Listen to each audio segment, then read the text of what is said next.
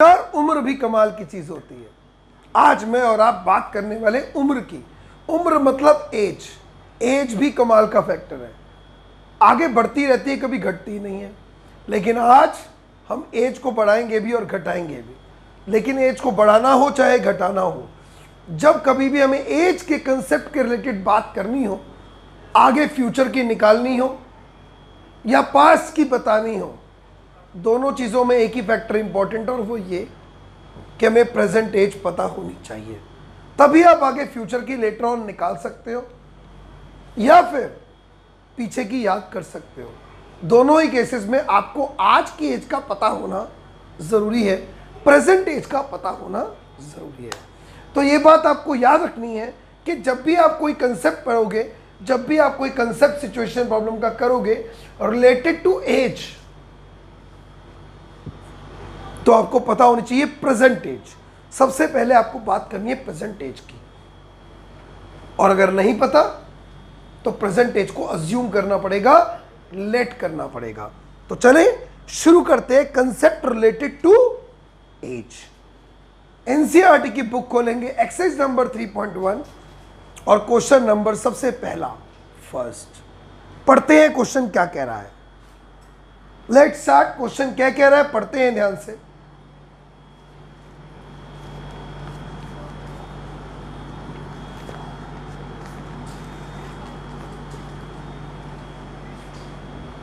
Question कहता है Aftab tales his daughter, Aftab अपनी बेटी को कहता है कि 7 years ago बेटा, 7 साल पहले, I was 7 times as old as you were then, 7 साल पहले मैं तुमसे 7 गुना बड़ी उम्र का था।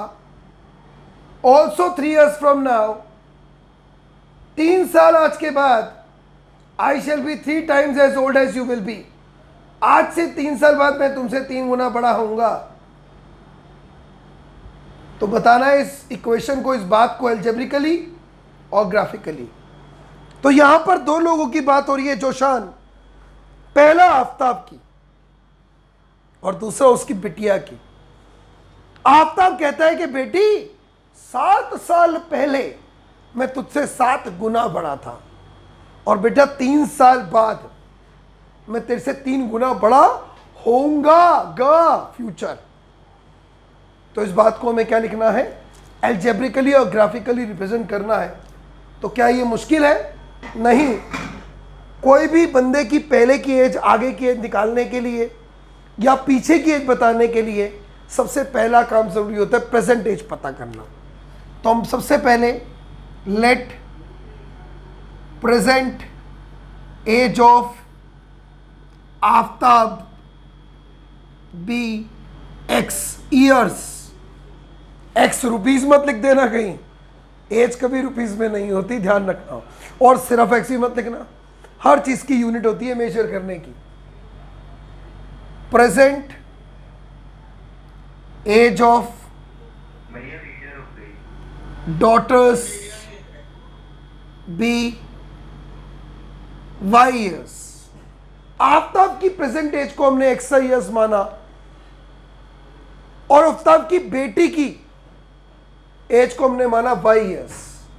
अब यहां पे क्योंकि दो लोगों की बात हो रही थी, पहला आफ्ताब की और दूसरा आफ्ताब की बेटी की बात हो रही थी, इसीलिए हमने दोनों की प्रेजेंट एज को लेट कर लिया। अब क्वेश्चन के अकॉर्डिंगली हमारे पास 2 केसेस हैं।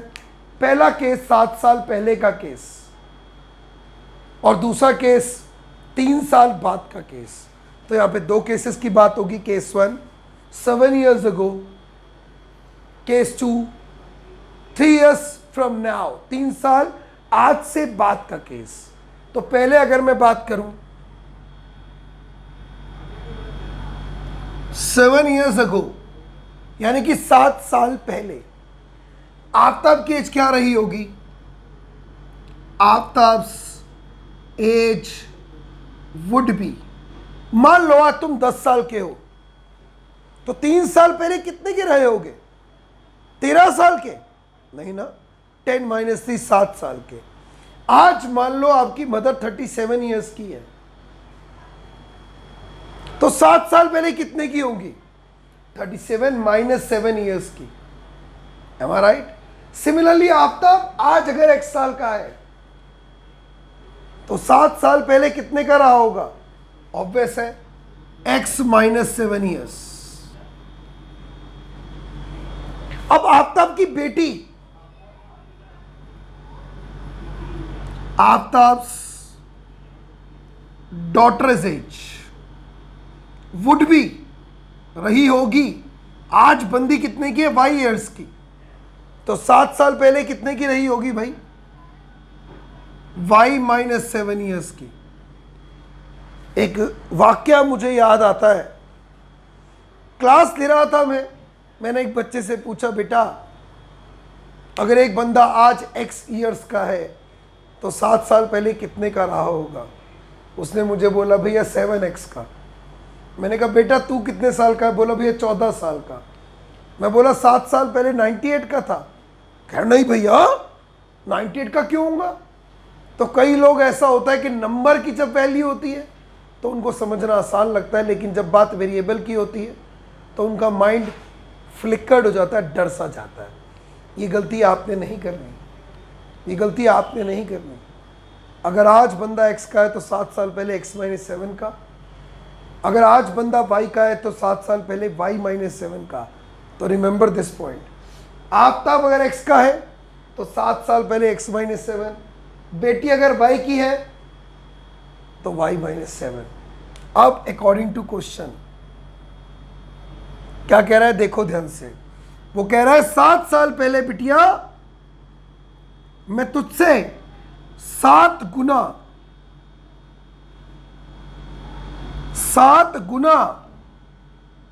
बड़ा था। तो आफ्ताब की एज 7 गुना थी उसकी बेटी की एज के। लिखने का तरीका देखिए, वही सबसे इंपॉर्टेंट होता है। आफ्ताब जे is equal to 7 into daughters age. Aftab कितने का है? x minus 7। 7 इंटू डॉटर कितने की है? y minus 7। सॉल्व कर दें अगर,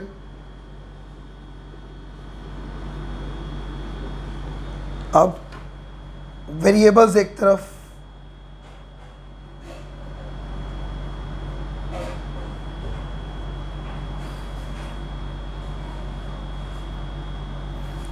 ये बन गई आपके पास equation number 1। That is your equation number 1। x minus 7y is equal to -42। ये तब है रौनक जब 7 साल पहले की बात हुई। दोबारा क्वेश्चन पर रौनक क्या लिखा है? 3 years फ्रॉम नाउ, आज से 3 साल बाद। 3 years फ्रॉम नाउ। अब सोचने की बात है रौनक, 3 साल बाद आफ्ताब कितने का होगा? जोशान, Aftab's age will be x plus 3 years. क्यों यान? और आफ्ताब की बेटी की age, Aftab's daughter's age will be y plus 3 years. है कि नहीं? क्यों असल भाई आज से 3 साल बाद तू कितने का होगा? +3 कर दे। और तेरी मम्मा कितने की होगी? उनमें भी 3 साल प्लस कर दे, है ना? आप क्वेश्चन के अकॉर्डिंग देखो क्या कह रहा है। अकॉर्डिंग टू क्वेश्चन, क्वेश्चन कह रहा है आफ्ताब की एज, आफ्ताब्स एज 3 गुना बड़ी होगी उसकी बेटी की एज से। पढ़ के देख लो, यही क्वेश्चन कह रहा है कि Aftab's age is 3 times the daughter age, 3 into daughters age. अब आफ्ताब कितने का है यान? x plus 3। डॉटर कितने की है? y plus 3। x plus 3, 3y plus 9। x minus 3y is equal to 9 minus 3। x minus 3y is equal to 6। ये आपके पास आ गई equation number 2। This is there is how 2 equations are there. Now you can solve them and find out the values of x and y both. So this is concept related to age. तो क्या एक ही question है age का concept का? The answer is no. और भी question है। कहां है वो क्वेश्चन? एनसीईआरटी के 3.3 खोलिए, 3.3 ओपन करिए। चलिए शाबाश। 3.3 का क्वेश्चन नंबर 3 देखिए।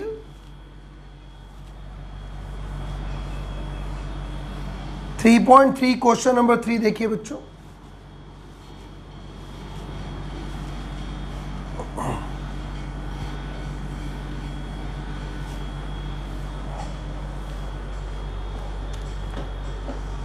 क्या कह रहा है क्वेश्चन? मैं पढ़वाता हूं आपको।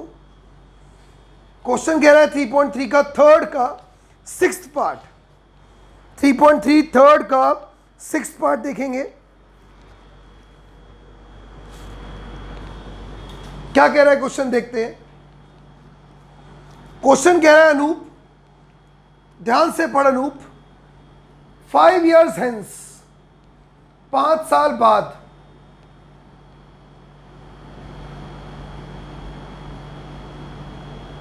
The age of Jacob will be, Jacob की एज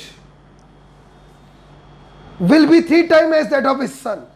आज से 5 साल बाद जैकब की उम्र उसके बेटे से 3 गुना बड़ी है। 5 साल पहले जैकब की उम्र 7 गुना बड़ी है उसके बेटे से। बताना है दोनों की प्रेजेंट एज कितनी है। यहां पर भी 2 लोगों की बातें हो रही है। किस किस की? आयुष ठाकुर, पहला मनीष जैकब की और दूसरा जैकब की बेटे की बात हो रही है। 2 लोगों की बात यहां पर भी हो रही है। तो लेट एज ऑफ जैकब्स भी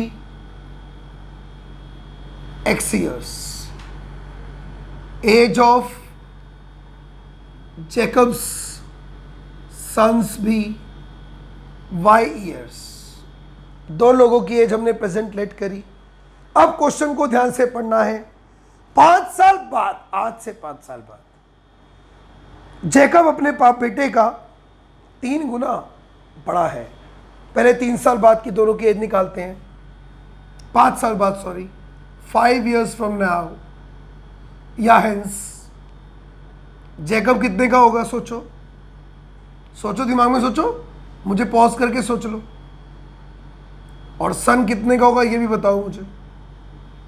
आज अगर जैकब x का है तो 5 साल बाद कितना होगा? 5x। 5 साल बाद कितना होगा? 5x। आज अगर हसन 14 साल का है, 5 साल बाद कितना होगा? 14 5 से 70 के 19 प्लस 5 करेंगे या मल्टीप्लाई 5 करेंगे? सोचो, सही कह रहे हो, प्लस 5 करेंगे। 5 गुना बड़ा नहीं होगा।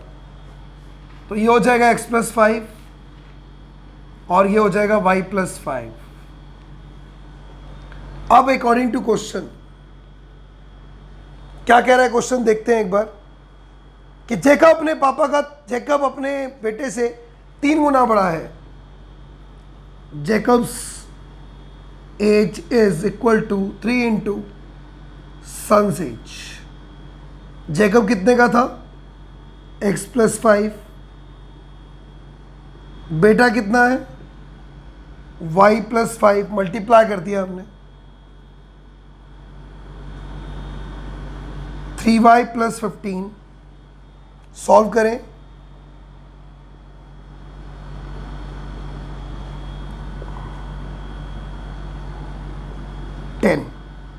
ये आ गई आपकी क्वेश्चन नंबर 1, राइट।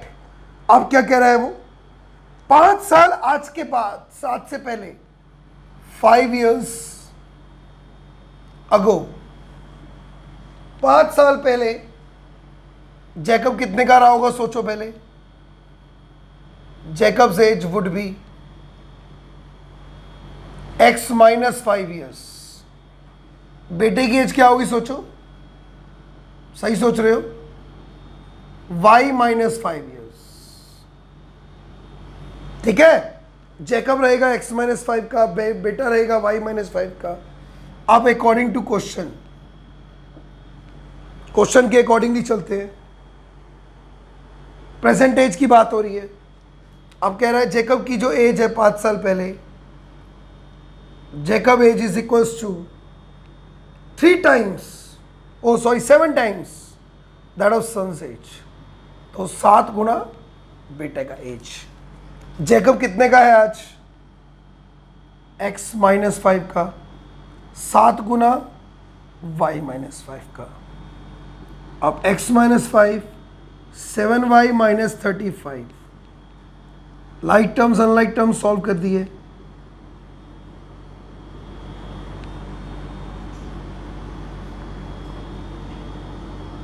ये आ गई आपकी equation number 2।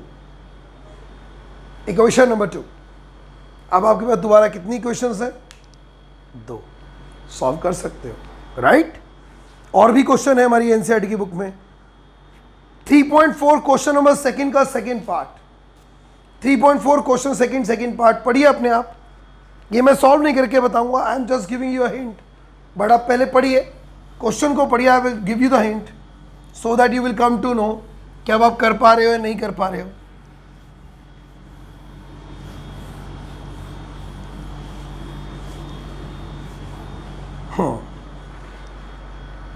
Read the question thoroughly.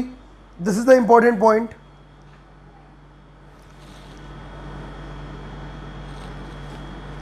क्या कह रहा है क्वेश्चन? क्वेश्चन कह रहा है 5 years ago, 5 साल पहले नूरी की उम्र 3 गुना बड़ी थी सोनू से। 5 साल पहले नूरी 3 गुना बड़ी थी सोनू से। 10 साल बाद नूरी 2 गुना बड़ी है सोनू से। बताओ नूरी और सोनू कितनी उम्र के हैं? सबसे पहले क्या करेंगे? नूरी के एज को x मानेंगे, सोनू की प्रेजेंट एज को y मानेंगे, फिर दोनों की एज निकालेंगे 5 साल पहले, x minus 5, y minus 5। Noori की एज सोनू से ट्रिपल है, तो नूरी की age is equal to 3 times multiply by 3 multiply by Sonu age. Equation number 1 आएगी। उसके बाद 10 साल बाद की एज निकालेंगे, नूरी की x प्लस 10, सोनू की y प्लस 10। क्वेश्चन की एज लगाएंगे, Noori is equal to 2 multiply by Sonu age निकालेंगे। इक्वेशन आएंगी 2, निकलेगी उम्र नूरी की भी और सोनू की भी। So this is the concept related to age, जिसमें हमने उम्र की बात करी, उम्र की बात करी, है ना? शायद और कोई कंसेप्ट इस तरह का क्वेश्चन, ओ हाँ है, एक है। अच्छा क्वेश्चन है, चलो निकालते हैं। एक्सरसाइज नंबर 3.7 निकालेंगे सब बच्चे। Exercise 3.7 question number 1। Yes, question number 1 देखते हैं क्वेश्चन क्या कह रहा है। छूट जाता, सॉरी आई फॉरगॉट। आराम से पढ़ेंगे क्वेश्चन 1, अच्छा क्वेश्चन है। क्वेश्चन नंबर 1 पढ़ना है आपने। The ages of 2 friends Ani and Biju differ by 3 years। 2 लोगों की उम्र है, एक एनी और एक बीजू। दोनों की उम्र में 3 साल का फर्क है। एनी के पापा है धर्म, जो एनी से डबल है, और बीजू अपनी बहन कैथी का डबल है। Biju is twice as old as his sister Kathy, और कैथी और धर्म की एज का फर्क है 30 साल। बताओ एनी और बीजू की एज क्या है? ये क्वेश्चन है। यहां पर कितने लोगों की बात हो रही है पहले आप ये देखो, घबराने की जरूरत नहीं है, घबराना नहीं है।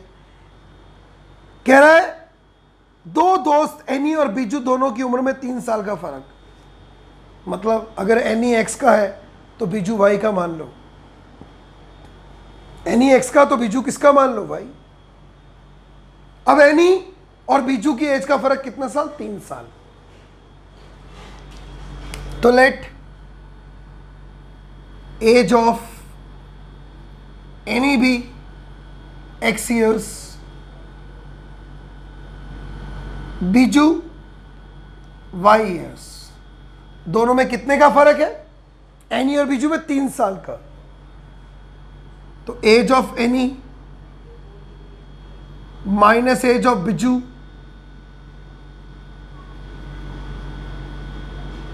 Is equals to 3।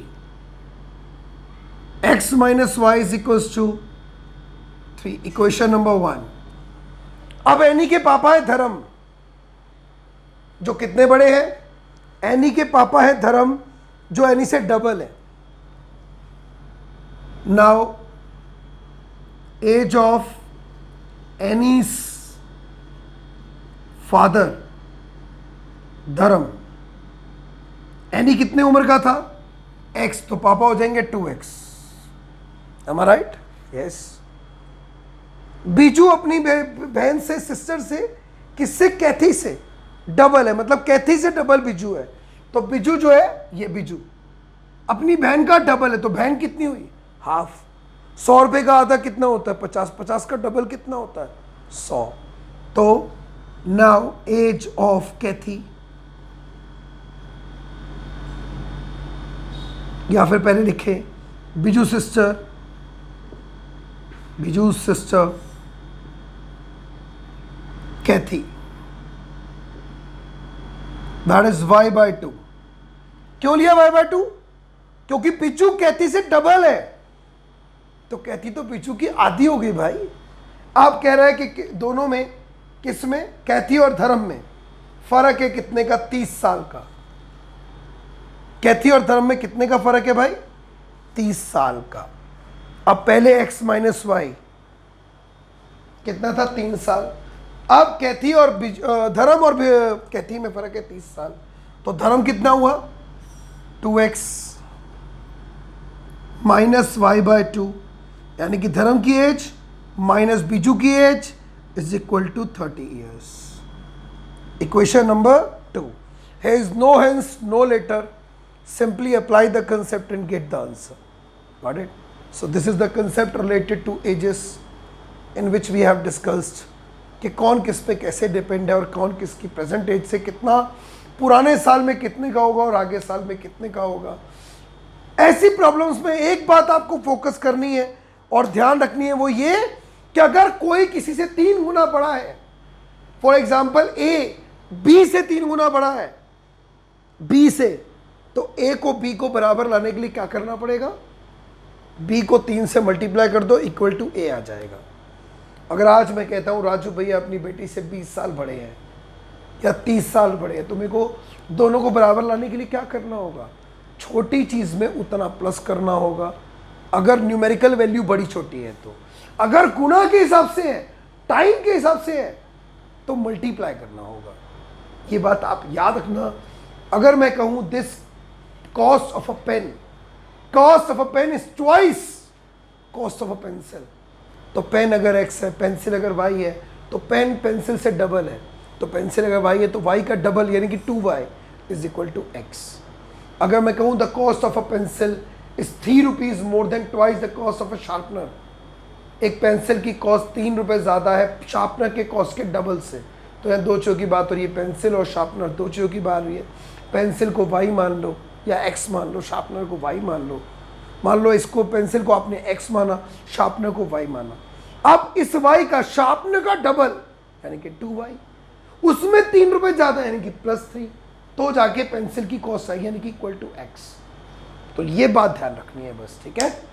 तो ये थे हमारे कंसेप्ट रिलेटेड टू एज। इसी तरह से हम वर्ड टर्म्स को, सिचुएशन प्रॉब्लम को समझने की कोशिश करेंगे, और अच्छी बात यह है कि सिचुएशन प्रॉब्लम आगे भी बहुत इंपॉर्टेंट रहती है, ठीक है।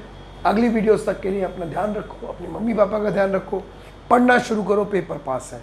Till then see you, good bye.